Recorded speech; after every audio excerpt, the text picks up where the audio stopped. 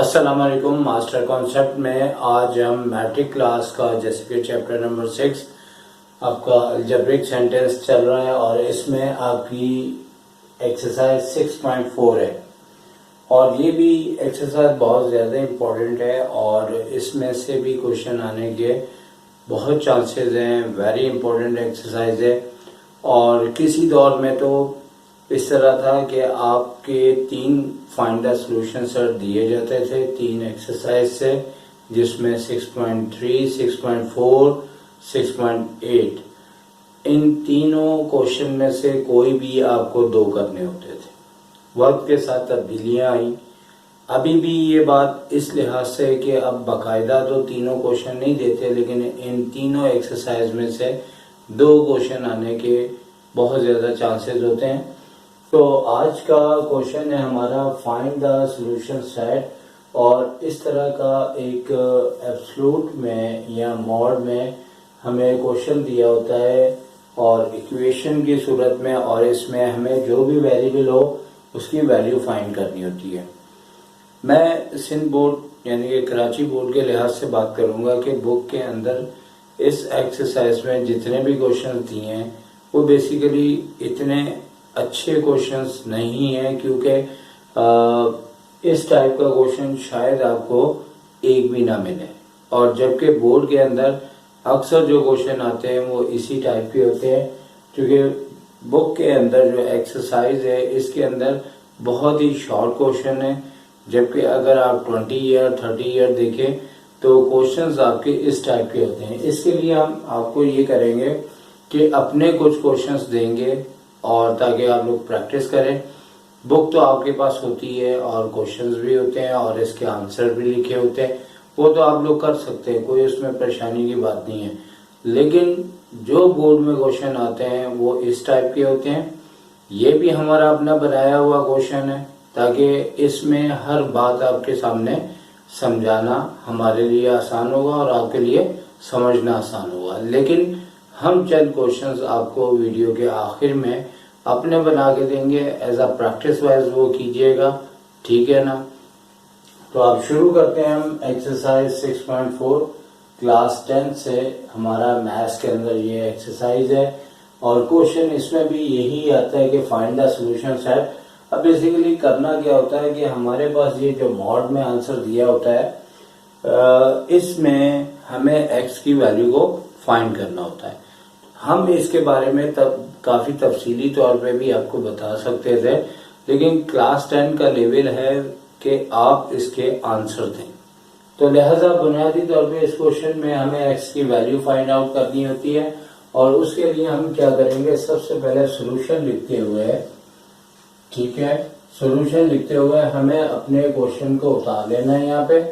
जैसे कि मॉड के अंदर लिखा है 7x - 2, यहाँ पे मॉड ऊपर से लेके नीचे तक ही है।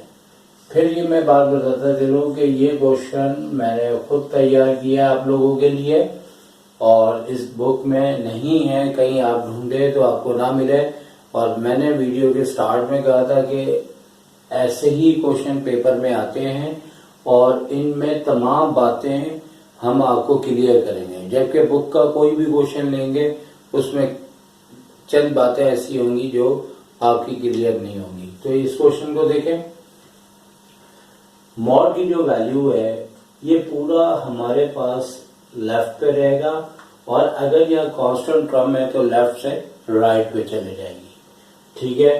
तो अब आगे क्या करते हैं कि ऐसे ही जैसे आपको बताया उसी के मुताबिक चलेंगे और चलने के बाद 8 के पास +4 आएगा तो इसकी साइन -4 आ जाएगी।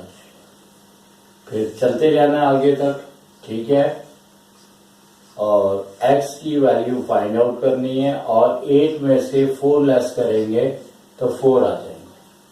अब यहाँ पे बात नोट करने वाली है, क्योंकि MCQs भी इससे रिलेटेड अक्सर आ जाता है कि अब यहाँ पहुंचने के बाद मॉड को हटाया जाता है और हटाने के बाद होता क्या है कि हम जो है इसकी 2 पॉसिबिलिटी आंसर की होती है और हम इसके साथ एक साइन प्लस का एक साइन माइनस का लगा देते हैं। तो जैसे कि मैंने कहा कि ये हिस्सा हमारा एमसीक्यूज में भी आता है। याद रखिए कि जब मॉड ओपन करें तो ये नंबर आपके पास प्लस में होना चाहिए। फिर एक बार मैं रिपीट कर रहा हूं कि जब यहां से यहां तक पहुंचे, ठीक है, मॉड को हटाना है और हटाते वक्त ये देखना है कि यहाँ ये पॉजिटिव है। अगर पॉजिटिव है तो हटाने के बाद प्लस माइनस की साइन लगा दी जाएगी। लेकिन अगर ये नेगेटिव है, आपकी एक्सरसाइज में एक क्वेश्चन ऐसा है, तो इस सूरत में ये आगे नहीं चलेगा और इसका सोल्यूशन नल सेट होगा। चूंकि डिस्टेंस कभी नेगेटिव नहीं होता, लिहाजा हमारे पास ये पॉजिटिव वैल्यू आनी चाहिए। अब एक बार इसे प्लस में सॉल्व करना है, यानी कि आप इस चीज को प्लस में लेंगे और प्लस में लेके सॉल्व कर देंगे इसको। तो यहां से आपको मालूम है कि 7x माइनस का 2। सबसे पहले याद रखेंगे जब यहाँ पे दोनों टर्म के नीचे अपॉन हो और 3 हो तो सबसे पहले 3 ने उधर जाके मल्टीप्लाई होना है। याद रखें जो यहाँ पे मतलब x के साथ जो भी सिस्टम होता है राइट पे उससे अपोजिट होता है। जैसे 3 जो है डिवाइड हो रहा है तो उधर जाके इसका डिवाइड का अपोजिट क्या होता है, मल्टीप्लाई। तो ये मल्टीप्लाई हो जाएगा। एक स्टेप हमारा लगेगा मल्टीप्लाई करने में, जैसे 4 3 था 12 और अब 7x माइनस 2, तो ये -2 हो रहा है तो इसका सेकेंड नंबर है। पहले डिवाइड वाला उधर जाके अपोजिट फंक्शन राइट पे होगा, डिवाइड अगर इधर हो रहा है तो वहां मल्टीप्लाई होगा। सेकेंड नंबर पे आ जाता है कि अगर हमारे पास यहाँ पे x के साथ कोई नंबर प्लस या माइनस हो रहा है तो हम इसको लेफ्ट से राइट लेके जाएंगे तो अपोजिट फंक्शन हो जाएगा। जैसे अपोजिट साइन हो जाएगी, जैसे माइनस है तो वहां जाके प्लस में हो जाएगा। तो अगले स्टेप में हम क्या करेंगे, बिल्कुल जैसे कि बताया है कि 12 है तो -2 उधर जाके प्लस का 2 हो जाएगा और 7x और यहाँ पे 14 आ जाएगा। फिर x से जो मल्टीप्लाई हो रहा है, मल्टीप्लाई का अपोजिट क्या होता है, डिवाइड। तो 14 से डिवाइड हो जाएगा। इस तरीके से x की वैल्यू आपके पास 2 आ जाएगी। आपका फर्स्ट आंसर आ चुका है। तो एक बार हमने पॉजिटिव के लिहाज से यहाँ पे सॉल्व किया और हमारा आंसर 2 आ गया। इसी तरह आप इससे नीचे, या ये भी मुमकिन है कि इसके साइड पे अगर आपकी जगह मौजूद है तो आप यहाँ पे इफ करके दोबारा, यानी कि अगर हम इसको नेगेटिव में लें तो क्या होगा, हमारे पास 7x माइनस 2 अपॉन 3। अब हमने माइनस से पहले पॉजिटिव में किया, इसी तरह अब नेगेटिव में करेंगे।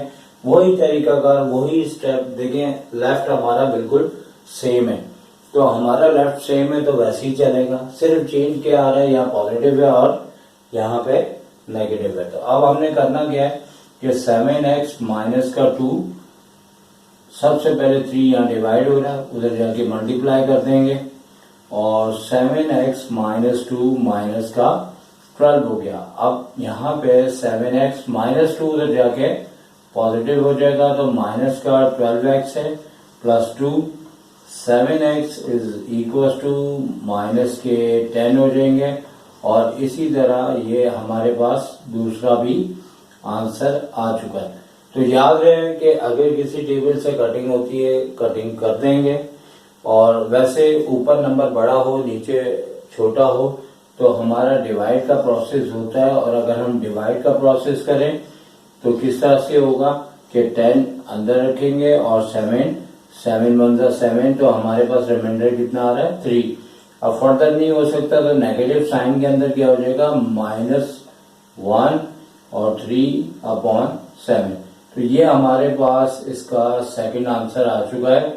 और याद रहे कि ये जो सेकंड आंसर आया है हमारे पास, ये दोनों एक ही सॉल्यूशन सेट में लिख दिए जाएंगे। तो 2 और -1 3 अपॉन 7।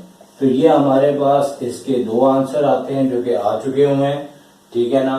तो ये तरीकाकार है। अब जैसा कि हमने आपसे कहा था कि बुक के अंदर इस टाइप के क्वेश्चन नहीं दिए और बोर्ड के अंदर इसी टाइप के आते हैं, तो हम आपको फटाफट से क्वेश्चन बना के दे देते हैं, आप फिर उनके आंसर लेके आइएगा, ठीक है।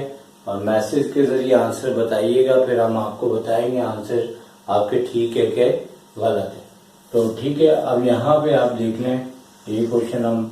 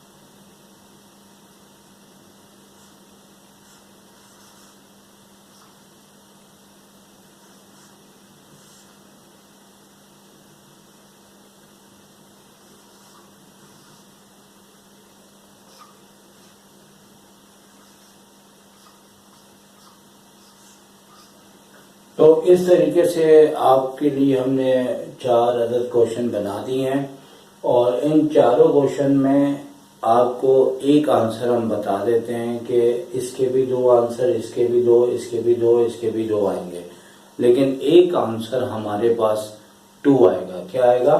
2, यानी कि एक आंसर 2 आएगा। ये बुनियादी तौर पे मैं इसलिए बता रहा हूँ कि जब ये क्वेश्चन बनाया जाता है तो इसके पीछे एक प्लानिंग करनी पड़ती है। तो एक प्लानिंग हमें पता लग रही होती है, दूसरी हमें क्वेश्चन के जरिए पता लगती है। तो लिहाजा जब आपका एक आंसर अगर 2 आ रहा है तो इसका मतलब है आप ठीक कर रहे हैं। सेकंड आंसर भी आप निकालें और उसके लिए हमें मैसेज करें और फिर हम आपको जवाब देंगे कि वो दूसरा आंसर हमारा आपका सही है कि नहीं है।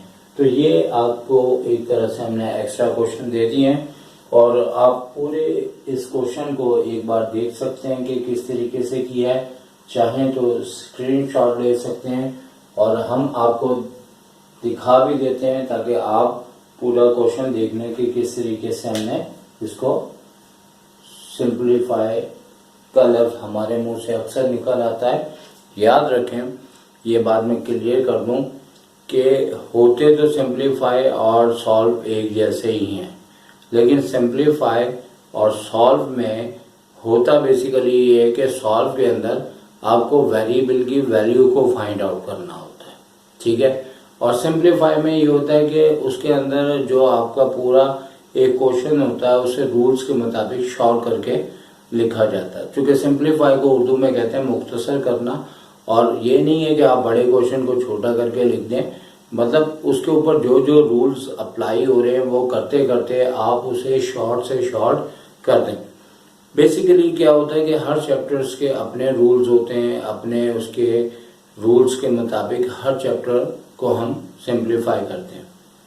जैसे अगर फर्स्ट चैप्टर है तो फर्स्ट चैप्टर के रूल्स अप्लाई होंगे, 2 है तो 2 के रूल अप्लाई होंगे। समझ आ रही बात? क्योंकि हमारी ज़िंदगी के अंदर भी जो है वो हर मुख्तलिफ कामों में मुख्तलिफ बातें, मुख्तलिफ रूल्स अप्लाई होते हैं। अगर हम गाड़ी चलाते हैं तो गाड़ी के रूल अप्लाई होते हैं, अगर हम खाना पकाते हैं तो उसके रूल्स अप्लाई होते हैं। तो ज़िंदगी के अंदर तो ये सारे रूल्स हमें समझ आते हैं कि किस लम्हे हमने क्या काम करना है, किस लम्हे हमने क्या फैसले करने हैं। लेकिन जब हम क्वेश्चंस को सिंपलीफाई करते हैं तो उस वक़्त हमें मुश्किल इसलिए होती है कि हमारी प्रैक्टिकल लाइफ में वो काम नहीं होते, लेकिन हमें प्रैक्टिस कर करके याद रखना पड़ता है कि भाई ये क्वेश्चन कौन से चैप्टर से आया है, इसमें कौन से रूल अप्लाई होंगे और क्या तरीकाकार होगा। तो जिंदगी के अंदर भी अगर आप देखें तो बच्चा जब छोटा होता है तो बातों को सीख के, मतलब एक बिल्कुल छोटा बच्चा होगा, अगर आप उससे कोई भी बात पूछेंगे जवाब आपको नहीं देगा, क्योंकि वो उस स्टेज से गुजर रहा है कि वो बातों को सीख रहा है। लेकिन बच्चे भूल जाते हैं कि हमें सीखते वक्त बातें बड़ी दिक्कत हुई थी। वो नॉर्मली, अगर मैं भी आपसे बात कर रहा हूँ मुझे नहीं याद, मैंने सीखना था सीख लिया, क्योंकि बच्चे होते हैं उनका माइंड अल्लाह ने बहुत ज़्यादा ऐसा बनाया होता है कि छोटी उम्र में बातों को बहुत जल्दी वो बच्चे भी पिक करते हैं, ठीक है। लेकिन हम जब ये बातें मैथ्स की पढ़ते हैं, इसके चैप्टर्स पढ़ते हैं, तो इनके रूल्स को समझते हैं और फिर एग्जाम में जब क्वेश्चन आते हैं तो हमें जज करना पड़ता है कि ये कहाँ से आया और कौन कौन से यहाँ पे रूल अप्लाई होंगे, ठीक है। तो लव, सिंप्लीफाई और सॉल्व अक्सर हमारे मुंह से निकल आता है, लेकिन आपको क्लियर कर दिया है, इस बात का ध्यान रखिएगा। तो इजाज़त चाहेंगे, टेक केयर, अल्लाह हाफिज़।